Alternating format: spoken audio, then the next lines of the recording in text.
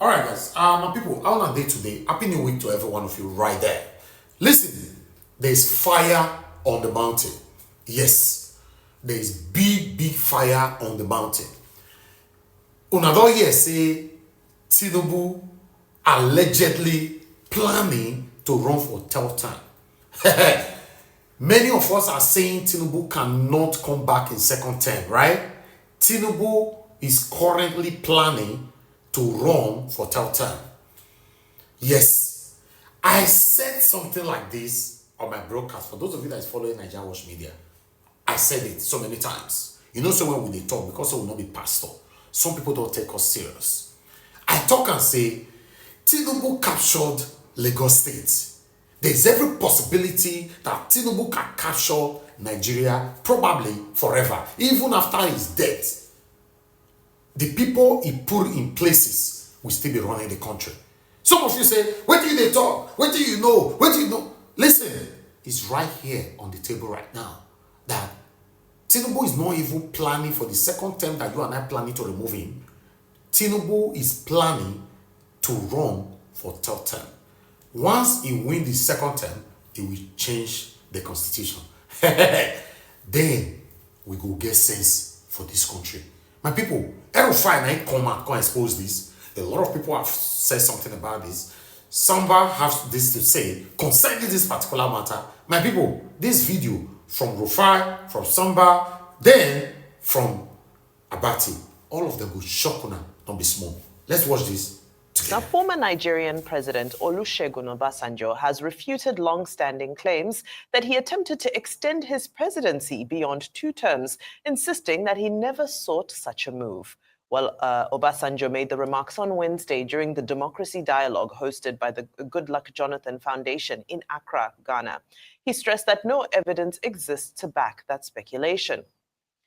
Now, elsewhere on the political divide, former Kaduna State Governor Nasir El-Rufai has drawn a controversial comparison between Nigeria's current political trajectory and that of Cameroon under long-serving President Paul Biya, warning that unless Nigerians act decisively in the 2027 election, President Bola Tinubu could emulate Biya's decades-long tenure.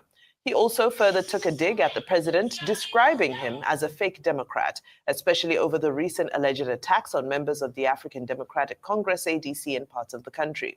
Speaking when former Vice President Atiku Abubakar paid him a solidarity visit in Abuja over the recent altercation that ensued during a meeting of the opposition party in Kaduna, the former Minister of the Federal Capital Territory said that Tinubu intended to take after some sit-tight African leaders who have failed to vacate their seats after spending decades in power. Now, lastly, the Forum of State chairman of the defunct Congress for Progressive Change yesterday reiterated its support for President Bola Ahmed Tinubu ahead of the 2027 presidential election. It also distanced itself from the recent visit of some of its members to the Abuja residence of former Vice President Atiku Abubakar, describing it as the personal decision of a few individuals who did not represent the position of the group. While the forum also urged the presidency and the ruling All Progressives Congress to address what it called the continued marginalization of the CPC bloc within the APC. Well, so many juicy issues to dissect this morning. And joining us to do so for the political brief is Arise Director of News and Politics Editor, Sumna Sambo. Sumna, good morning. Welcome to the morning show today. Now, that takes me to Nasir El-Rufai. What proof does he have? Is there a proof that Tinubu wants to be president for life? I don't think we can know that until after the 2027 elections. I think Tinubu now wants to win in 2027. So after 2027, we'll watch how he behaves. But Nasir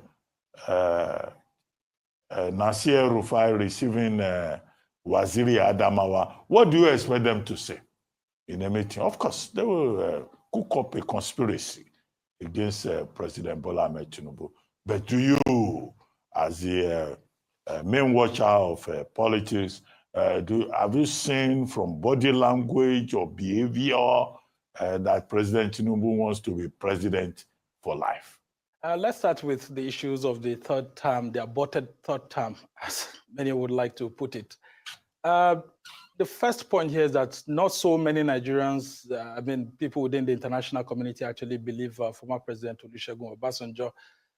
Because, some of the things that led up to that event that happened, that culminated on May 16, 2006, being defeated at the floor of the Senate chaired by then Senate President Kenny Namani, showed that there was a deliberate attempt, actually, at trying to see how Obasanjo could actually get a sort of tenure elongation. So let's just assume we're not going to use this word third term. Some sort of tenure elongation based on what had been happening within the polity and then the trust that a whole lot of Nigerians and people within the international community had in Obasanjo. And then they believed that Obasanjo performed more within 2003 and 2007. And so most of the reforms that happened within this period. And then the time for him to exit was now looking too short. And so I don't know if you remember a group called Corporate Nigeria, which was chaired by Ndidi Okereke Onyeoke, former Director General of the Nigerian Nigerian Stock Exchange, as it was then called, where they actually, a whole lot of business leaders and all of that, and some of the people that Obasanjo had empowered, came together to actually get some funds to put together and drive some sort of agenda. And then there were talks here and there that there was a meeting that was held at Aso Rock then among the presidential aides, where it was said that this agenda was laid on the table, but many people within the aides rejected and cautioned against it. And of course, there were talks here and there that Atiku Abubakar, as former vice president, used his network to actually work with Kenny Namani and others to defeat this agenda.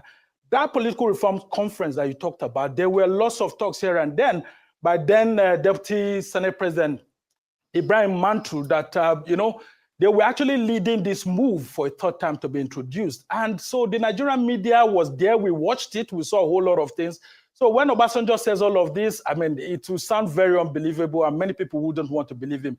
Yes, he may not have direct proof, but of course, there were proxies who went to actually canvass for that time, saying that Obasanjo was the father of modern Nigeria and there's no one who could actually make Nigeria much more greater and better and having a nationalist president than Obasanjo. And they are very true and correct. Up till date, there's no Nigerian president that has been as great as Obasanjo, right from the military to now. And that's why you would have seen what Reno Omokri also wrote about him, saying that, when it comes to the issues of patriotism, waking up to Nigeria every day and finding out if the governance is going right or wrong, former President Obasanjo is one patriot leader that we know that still stands for the country. But these issues of third term, it's something that will always go down way to the grave with him. But the reality is that talk of a third term was real. And if you look at what Aisha Osori and Professor Chidi Odinkalu has said, that there was even a withdrawal of about $500 million from the excess crude account. And then, of course, juxtapose it with the funding from the corporate Nigeria. A whole lot of things happened. So former President Olusegun Obasanjo should just, keep the issues of evidence aside. And then we'll now go on to the issues. Yes. Sambo. But Nasir Rufai saying Tinubu wants presidency for life. Where is his evidence? Yes, when you talk of that, definitely, you see it's just a political contraption being put in place by Atiku and Rufai trying to say that, Obasanjo, Tinubu has all of this. But you see, these are political games that the elites usually play. And all of these people are friends. Political friends who are just trying to play on the intellect of Nigerians.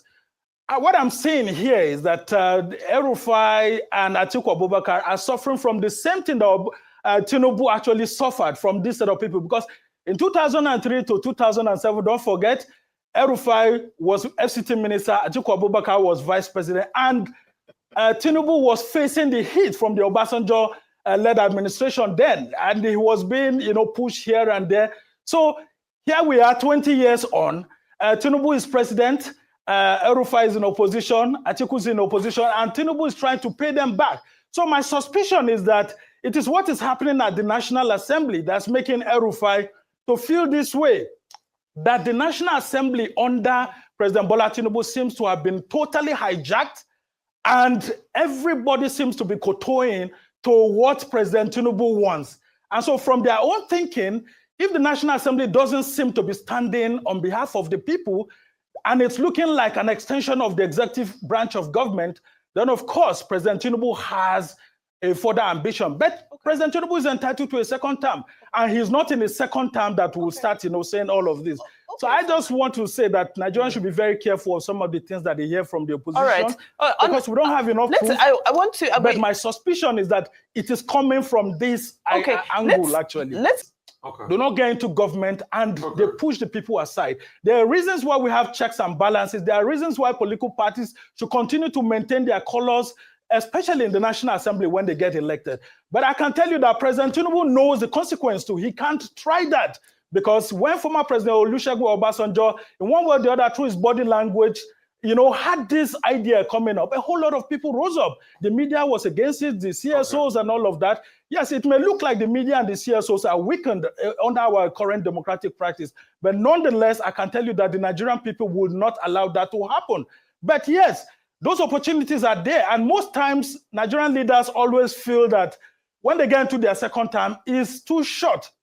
And that's why we keep saying, once you get into power, start your reforms on time. President Obasanjo, Tinubu at the moment hasn't done his restructuring reforms. And that's why a whole lot of people may be suspecting that if he does get into second term, he want to do those reforms that may tilt towards the third term. Sumner, in your honest of hearts, with this National Assembly that you know, if a bill for tenure elongation is given to this National Assembly that you know, can you, in your honest of heart, beat your chest that this National Assembly will reject it? I mean, why do we deceive ourselves so much in this country? You can say El-Rufai is talking theatrics because he's in the opposition. But as a Rivers State taught all of us a lesson where they constituted an aberration and the courts did not hear that case of a declaration of a state of emergency because there was a political impasse between Wiki and his godson. So if that could happen, and even while the president was trying to explain himself away, that's why I said, he will explain, tire, because we know the truth. Wiki came on TV and said if he wanted to extend state of emergency, he will extend it. So people that can give state of emergency, who says that they can't get a tenure elongation if they want? Let's put the facts on the table and analyze it. Sumner, I don't know your reaction to this. My question to you is, in your honest of heart, with this National Assembly, do you think if they bring a tenure elongation, this National Assembly will say no to anything that involves President Tinubu? In your honest of heart, Sumner. I'll be very frank with you. I mean, if such a bill does get to the chambers of the Senate or House of Representatives, it may want to scale through because the APC will use its majority to actually ensure that the president gets what he wants. But I can tell you that by then it will be a different ballgame because the media and the civil society wouldn't want that to happen. And the National Assembly members are accountable to their representatives, to their constituents. And so it will be a situation whereby it will be the people, the CSOs, and the media against the National Assembly. There's a tendency that people in the National Assembly may want to pursue such an agenda, but I can tell you that with pressure from both the media, the civil society, and the people themselves, that wouldn't happen. And I don't see President Tinubu wanting to do that because he knows the consequences of doing that. And that's why we keep saying that if we have a National Assembly that have different colors of political parties, it is better for everybody because we cannot all be thinking the same way. Listen, this is not a joking matter. We have to take this very, very serious. You and I know who Tinubu be. Yes, Jacobin. In case you don't know, Emi Lokon. It is my turn. Our Lokon. It is Yoruba turn, according to him, in 2022-2023 campaign. Listen, guys, we're in big trouble in Nigeria. Yes. Between you and I, with the question where Rufai ask Samba, he asked him, he say, do you see the National Assembly as the kind of people where Tinubu go submit anything that will reject it? He can say, sure. Between you and I, you listening to me right now, do you see the National Assembly say Tinubu go drop anything there, they will refuse it? That means this whole thing is already cemented in advance. The only way to stop it is 2027. If not, Tinubu will rule probably forever in Nigeria. Some of you will be arguing with your keyboard right now, right?